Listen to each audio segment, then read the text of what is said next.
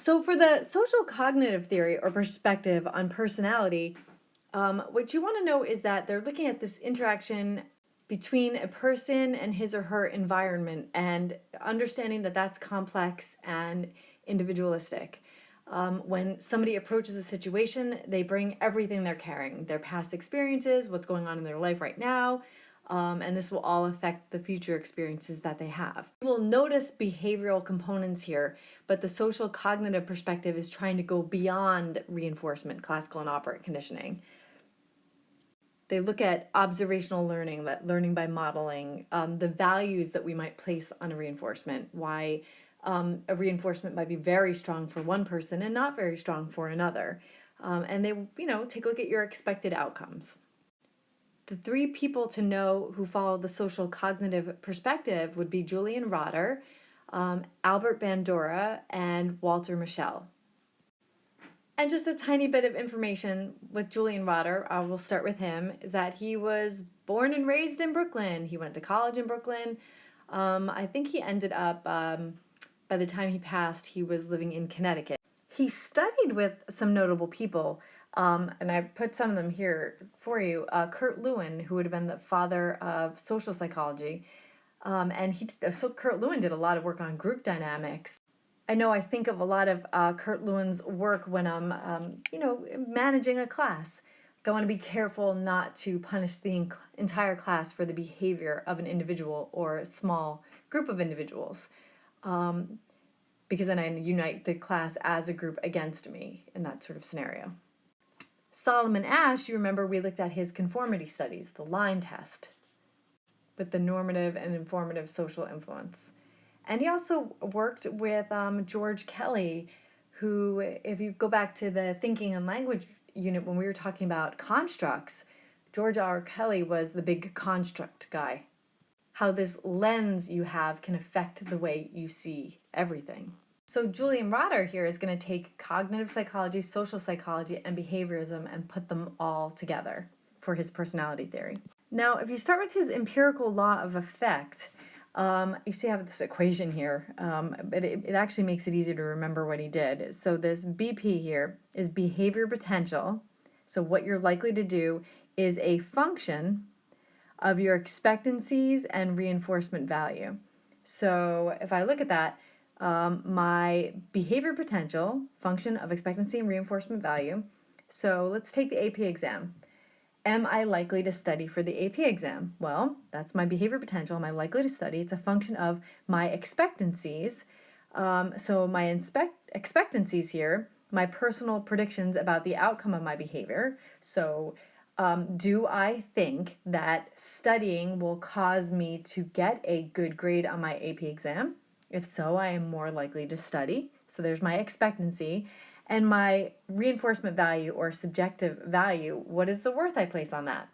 So to put it plainly, according to Julian Rotter, whether or not I study for my AP exam will be a function of whether or not I think studying will cause me to do well on it and whether or not doing well on it actually matters.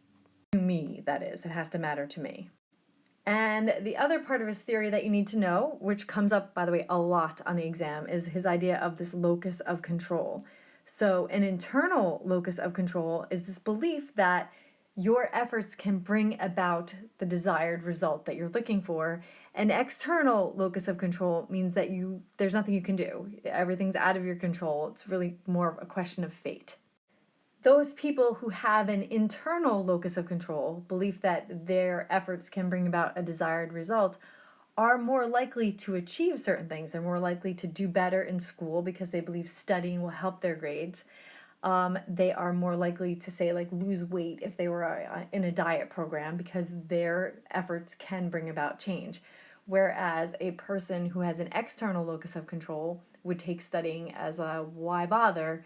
I'm not going to do well anyway, or weight loss program of, genetics, it just is what it is, so I'm not going to bother trying. So there's a lot more success comes to people who have an internal locus of control.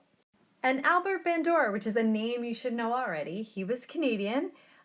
He, I think, currently still works at Stanford, although I don't know, because he may have retired at this point, because he was born in 1925. He ended up going into psychology because of an experience he had working on an Alaskan highway. He noticed that he was working with a lot of people who were on the run from things. So, like, they were on the run from creditors or probation officers, alimony. And it gave him this appreciation for the psychopathology of everyday life. And this is something you should know of Bandora's as well. And he's not the only person that said it, this idea of reciprocal determinism. But he says your personality emerges from the mutual interactions of an individual, their actions, and the environment. So if you take something like road rage, I am in my car and I'm driving and somebody cuts me off. I have my personal sort of reaction based on my temperament to that. My temperament, let's say, I'm going to be like, okay, wow, what a jerk. I'm going to be quick to do that. In which case, my behavior is perhaps I tailgate.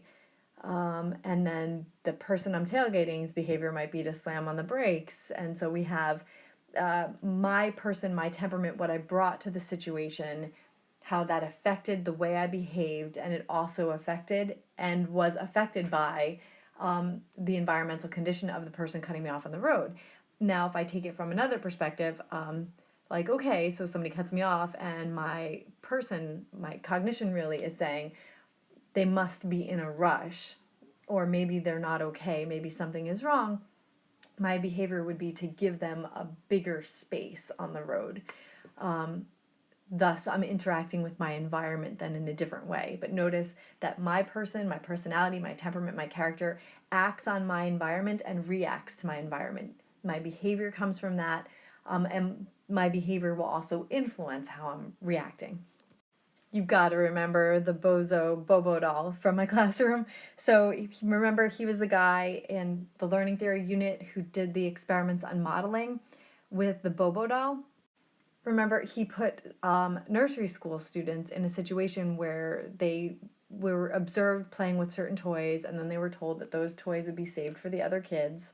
But they got to watch somebody taking out their aggression on the Bobo doll.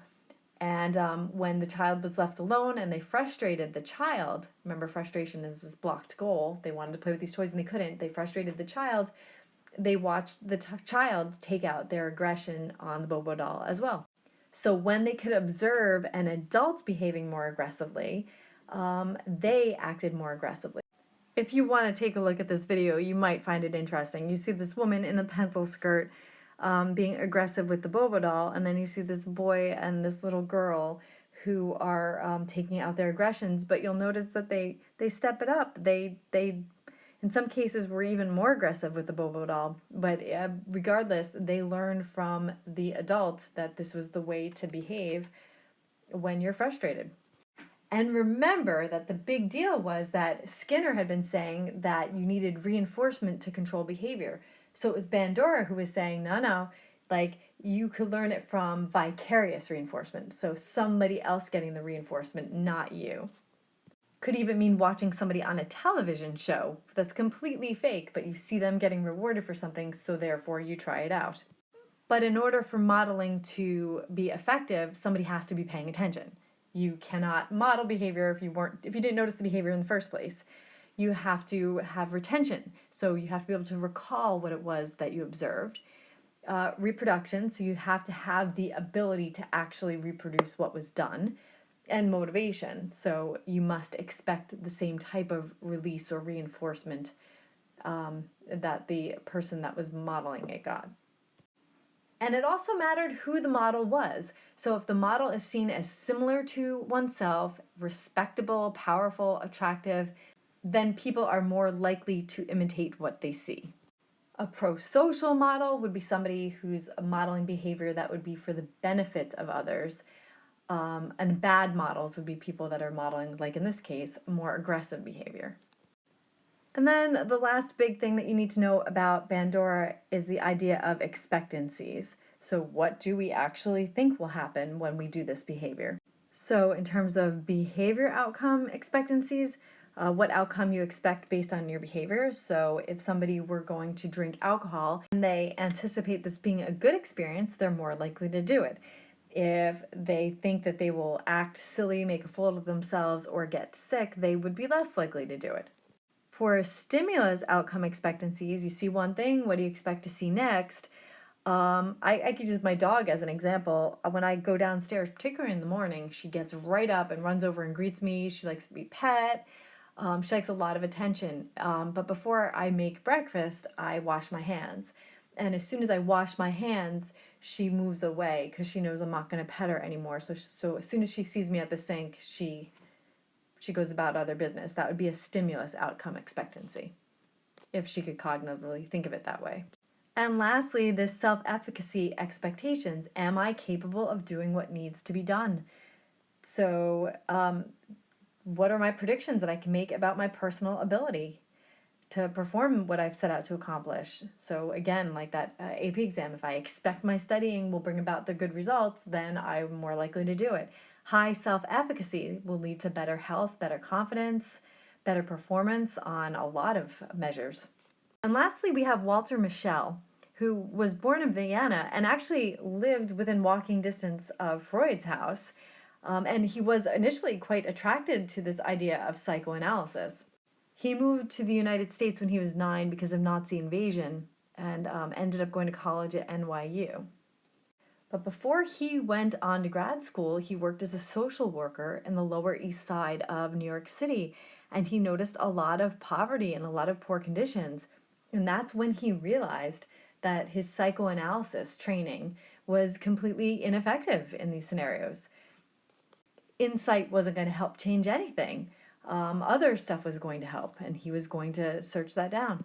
Although he ends up liking behaviorism to some extent, he observed in religious cults some of the opposite of what Skinner had noticed, that people were just able to ignore smaller, more immediate rewards in favor of larger rewards later on. And he noticed a key thing here, that people who knew how to delay gratification tended to be more socially responsible and had higher needs for achievement.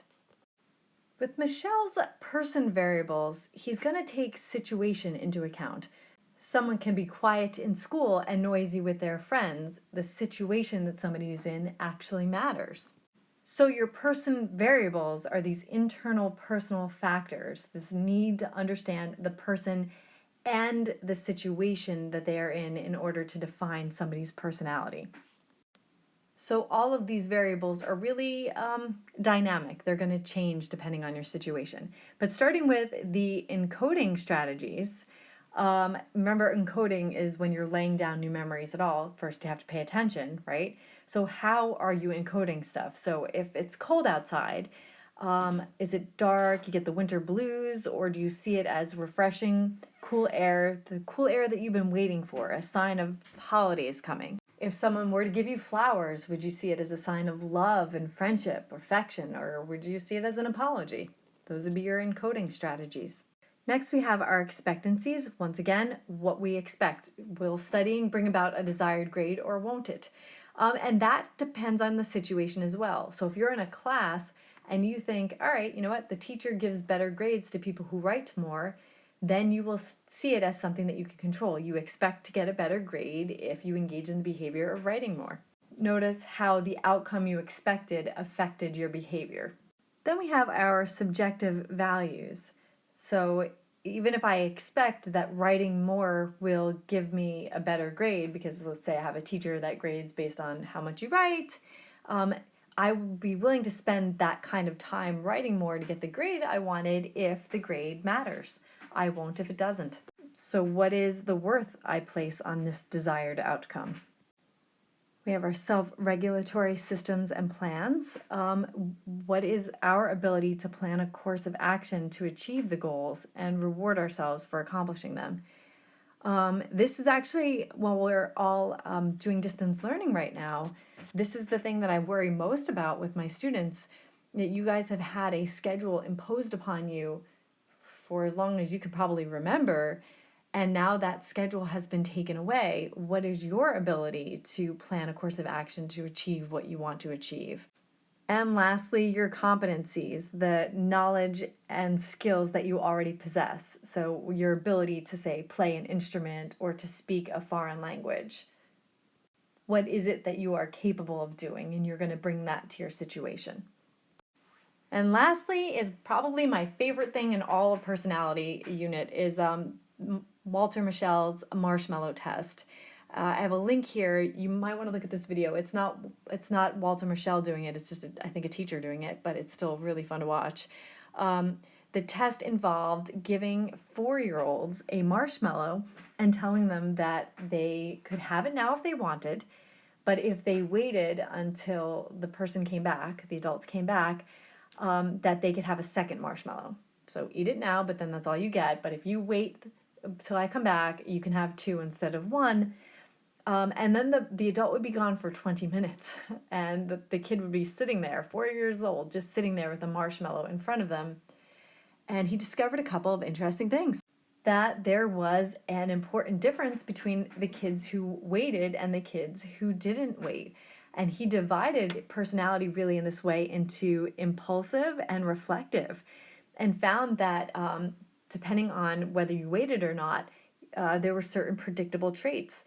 For example, the kids who ate it right away would be considered more impulsive types. They tended to have lower self-esteem, were often more stubborn or prone to frustration, but impulsive people would be really great at tasks where you want somebody to not overthink something, where you need somebody to just react. So they'd be fantastic in a crisis where there's like a fire or an accident. They'd be great on an athletic field because they're not overthinking things. The people who are more reflective, those who waited and did not eat the marshmallow, tended to have better coping strategies. They were more socially confident, more self-assertive, dependable, and they also scored, on average, 210 points higher on their SATs, but don't do as well in situations that require immediate response. So might not be as good in athletic situations or in like an emergency situation. Again, it's simplified, and you could be both impulsive and reflective, obviously. These are group stats, not individual statistics. But it was an interesting way to divide personality.